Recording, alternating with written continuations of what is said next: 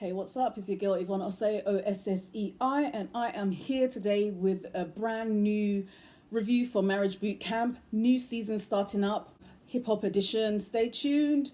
It's Mariahlynn and Rich, Michelle, Dr. Kaston, and much, much more.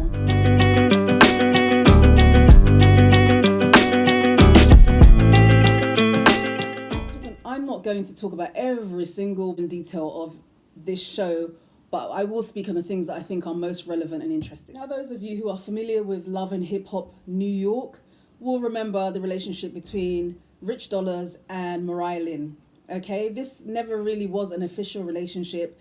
It was a type of in and out. And then at the tail end of a reunion, Mariahlynn became very vocal, saying that they had spoke about having children together and all sorts, and that because of his disease, they weren't going to have children at that time, but she was pregnant and she had a miscarriage or an abortion, or it was a whole lot of drama. But Rich was just shocked. You know, this happened at the reunion. Rich was just like, I said that? You and I were in a relationship? Really? And so he basically didn't claim her at all. And Nia Lee, Mariahlynn's nemesis or enemy, Nia Lee, was like, see, that's why no one wants you. That's why he doesn't want you. It's just, it was a little bit, sad for Mariahlynn at the time.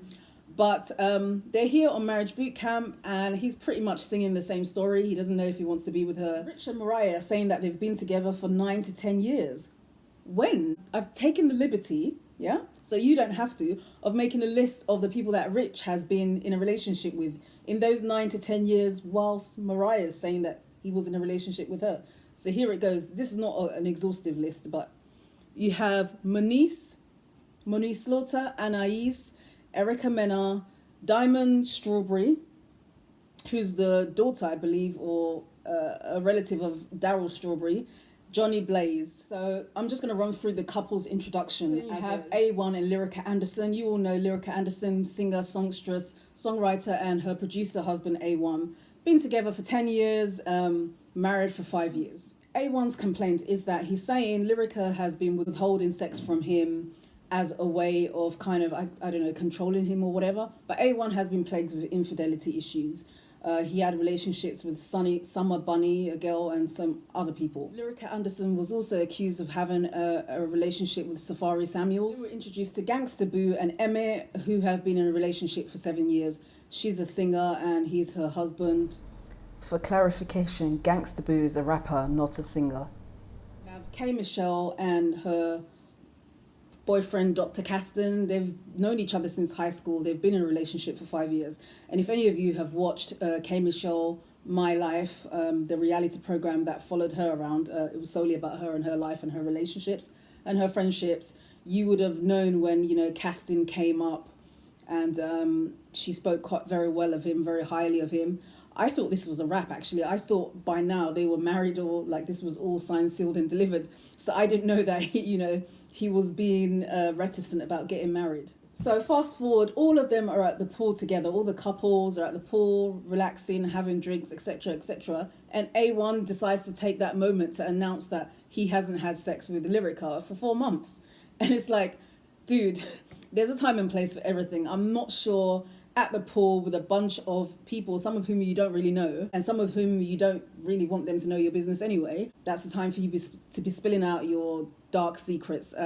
I don't think that was the time or place. And then Judge Lynn Tola, Judge Tola herself from divorce court, she calls all the couples in a kind of makeshift courtroom for them to state their case about their complaints with their marriages. So first up are Gangsta Boo and her partner. So when Gangsta Boo's called up, she says that she wants Emmet to hear her voice as a black woman. Now this is very interesting because Emmet is white. So I don't know if she meant that seriously, as in I am black, he's white, and for that reason I feel like he doesn't respect me or hear me. I don't know if she's saying that, or if she's just saying that I don't feel that my voice is heard. I don't know what having your voice heard would have to do with race in your relationship. So clearly she must be making some kind of racial reference. And Emmet says of Gangsta Boo that she's way too controlling, and the examples that he gives kind of corroborate that, I'm afraid. He leaves the house and no less than kind of 5 minutes she's calling to find out where he is. So he's saying that he feels kind of dominated and emasculated. and she's just too controlling. Then we move on to the case for K. Michelle and her partner, Dr. Kaston. I think that Kaston likes the idea of K. Michelle more than he likes the reality of her, and I'm going to explain why. Here's my thing. As I said, these guys have known each other since high school, so he knew K. Michelle before she was even an artist, right? He knew her, I guess, at the point where she became an artist, so he knew all about her. He would have known that, yes, she's a singer, she's going to be busy, she's going to be this and that, she's going to be touring, she may or may not be able to juggle that with motherhood. But he knew all that before he went into a relationship with her. She wants to get married and now he's having second thoughts, you know? I don't know whether he told her in the beginning, hey, you know, I'm just here with you for a good time, I don't think we'll work as a marriage or a serious relationship. Or whether he filled her head with the dreams and let K. Michelle go ahead thinking this would be a serious relationship. Because K. Michelle, when she's on TV, she always speaks of this relationship as a serious relationship. In the other shows that I've seen her in, I don't know, I'm not buying it, Kaston. I think you knew K. Michelle inside out before any of this took off, her career took off. So it's too late now to be saying that she's going to be too busy for a proper relationship. And Kaston isn't coming across like a committal type of guy, right? Like a serious, committed type of guy. And I don't know if that's because he's just generally a non-committal guy, or if he's non-committal with just K. Michelle.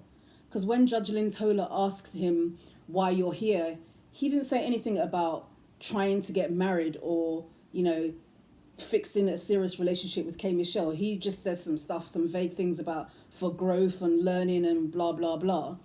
So, you know, that doesn't strike me as a committal type of guy.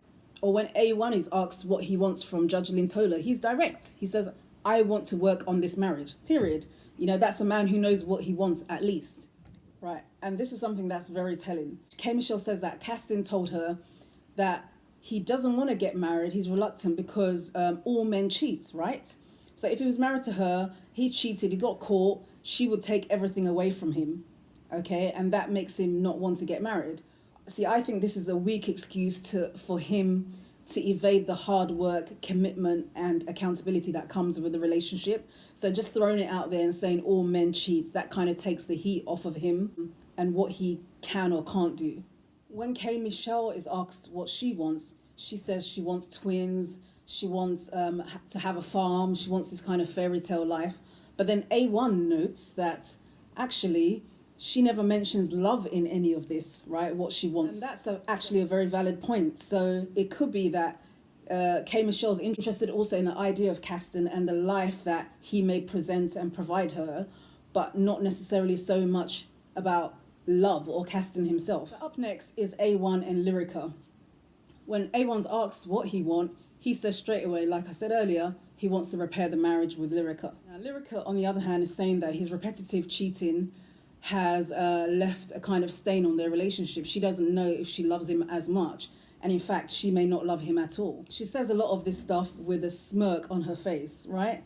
So that kind of leaves me feeling a bit unsettled. I think, okay, is the smirk a kind of defense mechanism?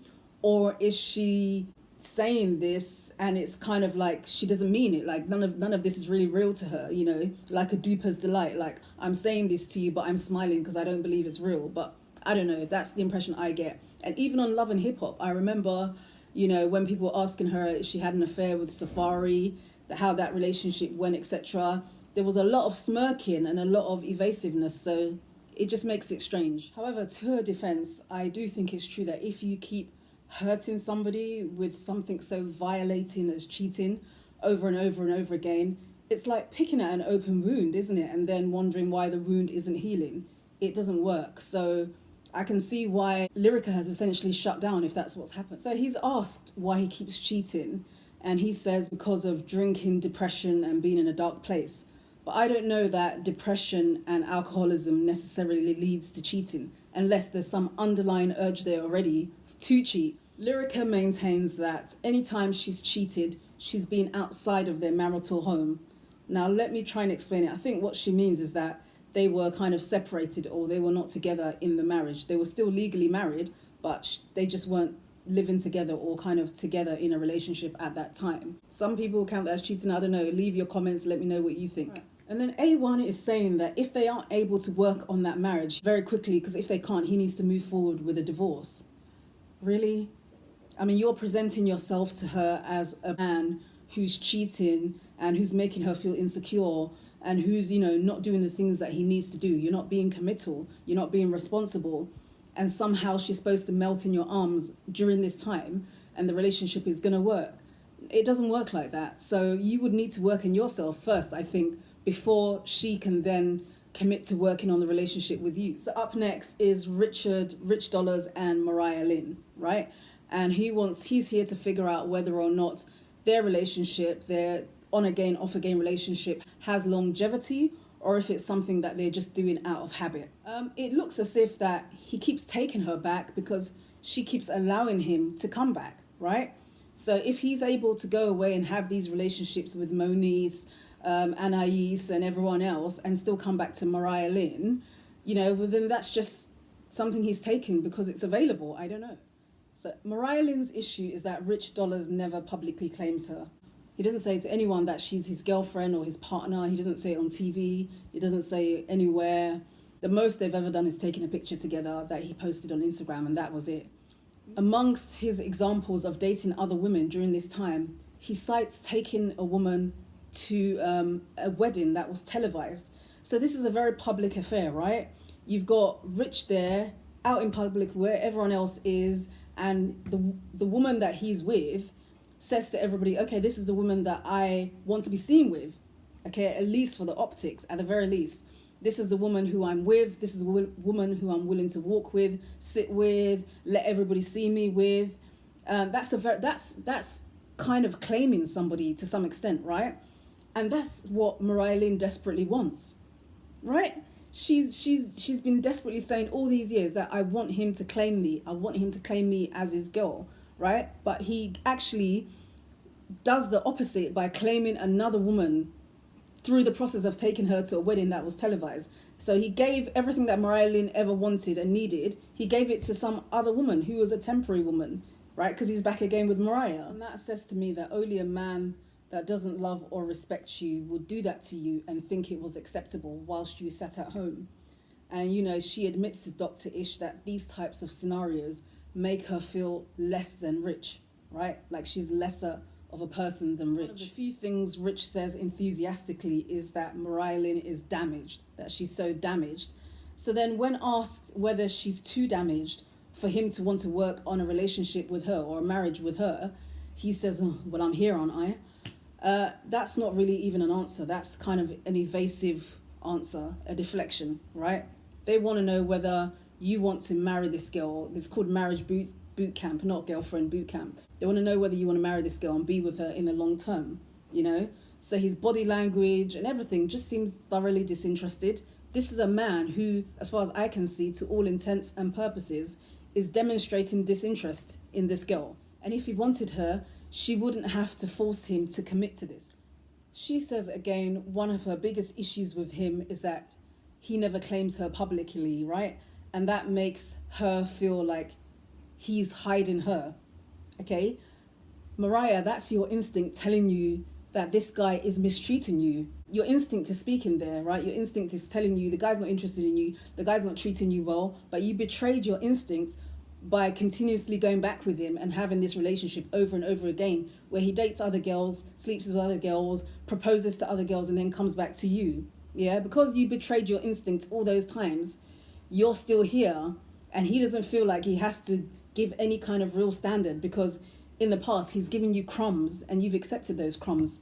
So I don't know how he's going to level up now. Michelle basically hits the nail on the head by saying the worst thing you can do to a woman is not claim her, because a woman is meant to feel kind of loved, adored and respected. And she's absolutely right. So Judge Tola asked Rich if he's proud of Mariahlynn, if this is your main thing, this is your main girl. And he says no, he's actually not proud of Mariahlynn. In fact, some things about her disgusts him.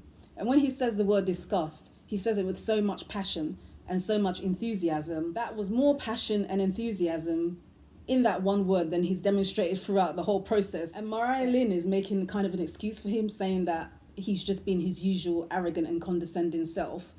And I'm thinking, well, is he being just his usual arrogant and condescending self, or is he being disrespectful to you because he doesn't respect you? And in his own video interview, Kaston reveals that he actually went to see his ex-girlfriend graduate, and K. Michelle was very upset about that. And in my mind, if your ex comes to your graduation, he's telling you that he respects your work, he respects your achievement, and he probably respects you as a person. And maybe that woman is the type of woman that Kaston can potentially see himself with in the future in terms of a marriage. Perhaps they are both academics of sorts.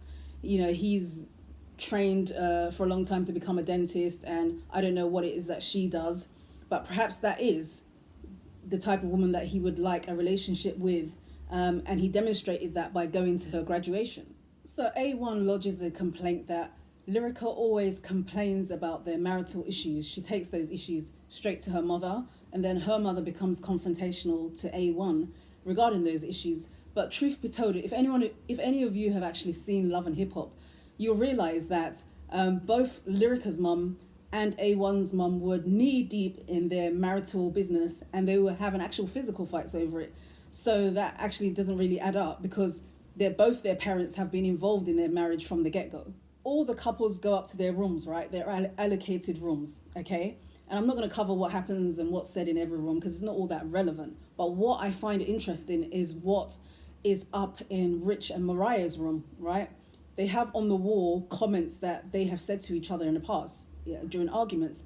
And on the wall, it was Rich saying, you're the type of girl that a guy F's in the back of a car, right? And when she saw this, she was, surprised and said, okay, this is Rich's normal disrespectful self.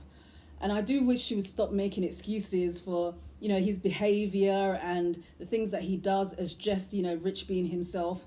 No, it seems to me like he's saying something very specific to you, and I think you should pay attention to that. Also, in A1 and Lyrica's room, he has on the wall something he said to her in the past, and it goes like this: only one of us can wear the pants in this relationship, and that's going to be me. Something to that effect. And here's the problem, A1. A leader, which is what you seem to want to be, if you want to be a leader, you have to earn respect and gain that respect and lead with respect and integrity, right?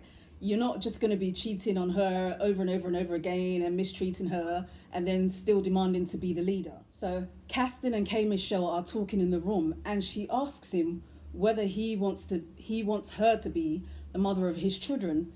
And he can't say yes. He can't give a straightforward answer. He just says wishy-washy things again, like, oh, he doesn't look at life in those terms. But then when Dr. Ish comes into the room to join them and to have this discussion with them, he says he does want children, but he just doesn't want it now. In my mind, could this mean that he wants children, but maybe not with K. Michelle, maybe with his ex-girlfriend that he went to her graduation? I don't know, maybe that's what he's saying in a roundabout way. This is what happens sometimes. I wouldn't want K. Michelle to waste years of her life with him, hoping that he'll marry her and have kids with her, and it doesn't materialize. And then he gets another woman who fits into his lifestyle, and he marries her straight away, and they have children. So A1 and Lyrica are in a room talking, and he says that she pushed him away, and she says, no, I didn't push you away. I pushed your D away, like your thing down there. And he gets very riled up about that. He starts saying she's disrespectful. He gets very angry, and he's threatening to leave the show. He's kind of swearing and shouting at the producers and everything like that. This feels like a bit of an overreaction over what she said. And I don't know, if he feels that strongly about wanting to leave so quickly, perhaps he shouldn't have come to the show in the first place. He shouldn't have agreed to Marriage Bootcamp. Perhaps, as he was saying before, that he really wanted to work on his marriage. Maybe the reality is different from what he says. Maybe he doesn't really want to work on the marriage. That was Marriage Bootcamp, episode 1 of the Hip Hop edition. That's a wrap. Don't forget to like, comment, and subscribe. Stay tuned for next week's review from me. As always, I'm your girl, Yvonne Ossei, Ossei. You can follow me on social media, Instagram and TikTok at Yvonne_Ossei. So it's YVONE_OSSEI. On Twitter, it's Miss Ossei. MISSOSSEI, and on all other social media platforms, Yvonne Ossei. So see you next time.